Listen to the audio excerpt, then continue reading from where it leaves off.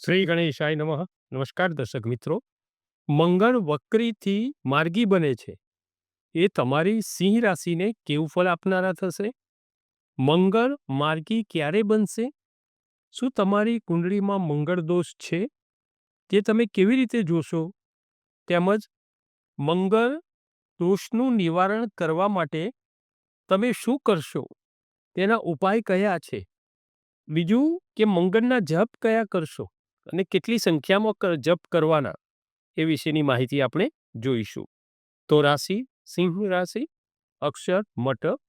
તમારી સૂર્યની અધિપત્યવાળી સિંહ રાશિ માટે મંગળ માર્ગી બને છે, જે તારીખ 24/2/2025 રોજ માર્ગી બને છે.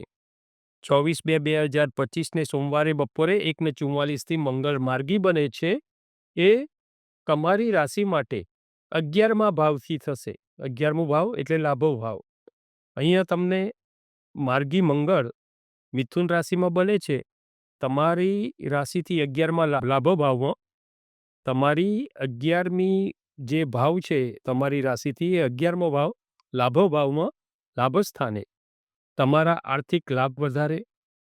મંગળ માર્ગી તમારા માટે લાભકર્તા બની રહે છે. કાર્યમાં સફળતા તમને અપાવે. સંપત્તિ વિષયક કાર્ય જે હોય ને, એટલે અહીંયા નવું મકાન ખરીદવું, મકાનનું મરામત કરાવવું, સ્થાવર મિલકતની કોઈ એવી ખરીદી કરવી, રોકાણ કરવું, અથવા કોઈ મિલકતનું તમારે વેચાણ બી કરવાનું હોય તો અહીંયા તમને આ લાભકર્તા સમય બની રહેશે. તમારી સિંહ રાશિ અગ્નિ તત્વની છે અને મંગળ પણ અગ્નિ તત્વના છે. આથી તમારો સ્વભાવ પરાક્રમી, સાહસી, કોઈ પણ કાર્ય તમારા માટે અશક્ય ન રહે.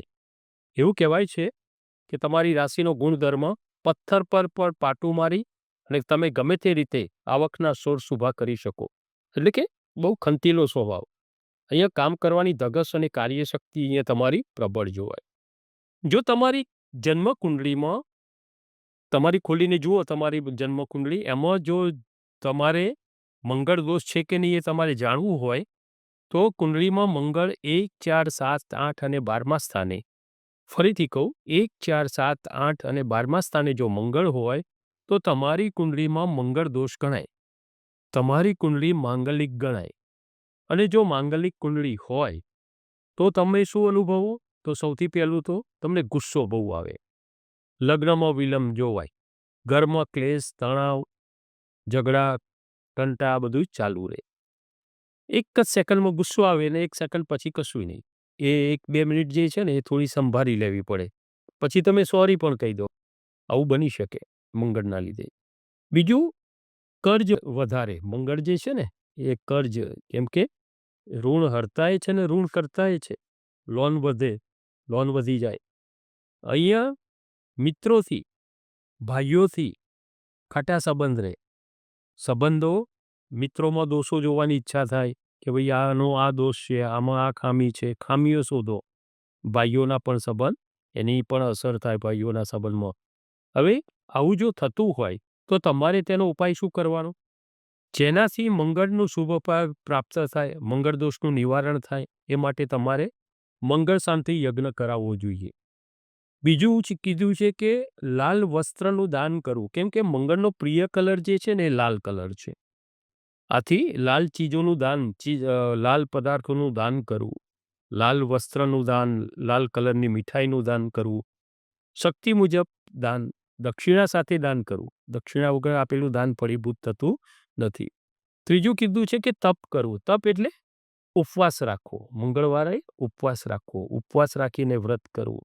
બીજી વખત મીઠું, લવણ, મીઠું બીજી વખતે ન ખાવું. ચોથું કીધું છે કે મંગળવારે હનુમાનજીના દર્શને, હનુમાનજીના મંદિરે જવું, હનુમાનજીના દર્શન કરવા, સવાર સાંજ હનુમાન ચાલીસાના પાઠ કરવા. ઘરમાં બને તો પહેલાં પણ એવું કરતા હતા, મંગળવારે લાપસી બનાવતા હતા. તો લાપસી બનાવીને ગાયને ખવડાવવી, અથવા રોટલી અથવા ભાખરીમાં ગોળ મૂકીને ગાયને ખવડાવવો. મંગળવારે માટી ન ખોદવી, જમીન ઉપર ટચકો ન મારવો. કેમ કે પહેલાં શું હતું, અને હજી બી ઘણી વખત તમે જુઓ કે લગ્નમાં મંડપ મુહૂર્ત જે હોય ને એ મંગળવારે મોટે ભાગે નથી કરાવતા. કેમ કે મંડપ એ કરતી વખતે જમીન ઉપર ટચકો મારવો પડે, ખાડો ખોદવો પડે, માટી કાઢવી પડે. તો મંગળ ભૂમિપુત્ર છે, આથી ભૂમિ ઉપર ટચકો મંગળવારે આપણે નથી એ કરતા. હવે મહત્વનું કે મંગળના જાપ કયા મંત્રથી જાપ કરવા અને કેટલી સંખ્યામાં કરવા એ આપણે જોઈએ. તમારે જો મંગળનો કોઈ એવું દોષ હોય તો મંગળના જે જાપ છે, મંગળનો બીજ મંત્ર છે ઓમ ક્રામ ક્રીમ ક્રોમ સહ ભૌમાય નમઃ. ફરીથી કહું, ઓમ ક્રામ ક્રીમ ક્રોમ સહ ભૌમાય નમઃ. આ મંત્રનો જપ જાતે કરો તો બી ઉત્તમ, અથવા કોઈ જાણકાર વ્યક્તિ પાસે કરાવવા, જાપ કરાવવા. એની સંખ્યા છે 40,000ની. બીજું તમારે બહુ જે હોય ને તો કોઈ જ્યોતિષીની પરામર્શ કરી અને તમારે મંગળનું રત્ન મૂંગા રત્ન ધારણ કરવું જોઈએ. જો દોષ હોય ને એવું હોય તો માર્ગદર્શન લઈ. આમ મંગળ દોષનું નિવારણ કરવાથી આપણી કુંડળીમાં મંગળનું શુભ ફળ પ્રાપ્ત થઈ જાય છે, જેનાથી અહીંયા તમારે આત્મવિશ્વાસ વધે. શુભ ફળ મળે ને એટલે તમે શું અનુભવો? આત્મવિશ્વાસ, પોઝિટિવિટી વધે, સેલ્ફ કોન્ફિડન્સ વધે. બીજું તમારો ઉત્સાહ, આનંદ, ઉર્જા, જોશ આ બધામાં વધારો થાય. ભાઈઓથી સંબંધ સુધરે, મિત્રોથી સારું રહે. આમ એક રાજા જેવી જિંદગી જીવી શકો તમે. આમ લાગે કે ના, મસ્તીથી અમે જીવીએ છીએ. તમને પરાક્રમી બનાવે. ખેલકૂદમાં જો તમારું ઇન્ટરેસ્ટ હોય તો એમાં પણ સારું ફળ અપાવે. પરાક્રમી યોદ્ધા બનાવે, સાહસી બનાવે. બીજું તમારી સિંહ રાશિ માટે તમે આમ દયાળુ સ્વભાવ હોય તમે. બીજું બીજાનું દુઃખ તમે જોઈ શકતા ન હોય. આમ અંદરથી તમે ઢીલા છો, આમ બહારથી સિંહ જેવા, પણ અંદરથી હૃદય પૂછ્યું છે. કોઈનું દર્દ, કોઈનું દુઃખ જોઈ શકતા નથી. તો તમારે કુંડળીમાં ખાસ બીજું પણ જોઈ લો. જો આ જગ્યાએ હું કહું એ જગ્યાએ સ્થાનમાં મંગળ હોય ને તો કોઈના ઉપર દયા આવે ને તો તમે જે કંઈ આપો ને એ પાછું નથી મળવાનું, એ શરતે આપજો. બાકી જો અંદર કુંડળીમાં મંગળ તમારે 1, 6, 11 અને 12, 1, 6, 11 અને 12મા સ્થાને મંગળ હશે તો કોઈને આપેલી લેવડ દેવડ, ઉછીની લેવડ દેવડ એ તમને પાછી મળી શકશે એમ નહીં. પાછી નહીં જ મળે. તમે દયાભાવથી આપેલું જે ઋણ હશે ને એ તમે પાછું મેળવી શકશો નહીં. આવા યોગ બને છે.